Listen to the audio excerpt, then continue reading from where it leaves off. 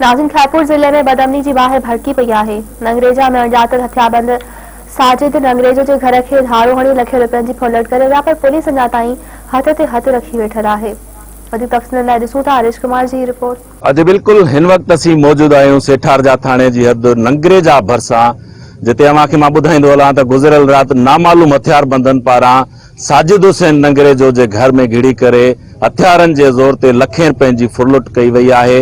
ऐं अचो त ॻोठाणनि खां मालूमात वठूं त हीउ वाक़ियो कीअं पेश आयो आहे। सर, वाक़ियो पेश रात जो टाइम तकरीबन 2 खां 3 बजे जे विच में थियो आहे। तकरीबन मुझे रूम में यानी कि घर में दाख़िल थिया 5 ॼणा हुया, जेके मां ॾिठा। हथियारनि जे ज़ोर ते मुंहिंजे रूम खे खोलियो वियो ऐं हथियारनि जे ज़ोर ते मूंखे यरगमाल बणाए उन्हनि माना कार्रवाई कई। मुंहिंजो मोबाइल फ़ोन 2 वरिता। उन्हनि खां पोइ उन्हनि पूरे घर जी तलाशी वरिती, जंहिंमें उन्हनि सोना ज़ेवर यानी कि 8 खां 10 तोला मुंहिंजो सोना ज़ेवर चोरी कया विया। उन खां अलावा कैश आहे, जेका मुंहिंजी तकरीबन लख प्लस कैश आहे।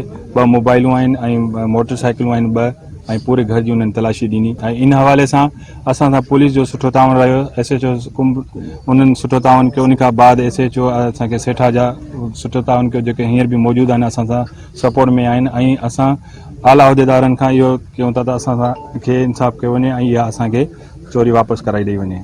अॼु बिल्कुल अवां मुतासिर ॻोठाणे साजिद हुसैन नंगरेजो जा व्यूज़ ॿुधा ऐं उनजो चवणु हुयो त राति देर सां ही वाक़ियो पेश आयो आहे, पर असीं बुर वक़्त जीअं पुलिस खे इतला कईसीं त कुंभ थाणे जो जेको SHO आहे उहो पहुतो ऐं बाद में SHO पहुतो ऐं पुलिस जो ताउन आहे। उम्मीद आहे त असांखे चोरी वापसि थी मिलंदी। कैमरा टीम सां गॾु हरीश कुमार, मेहरान TV न्यूज़।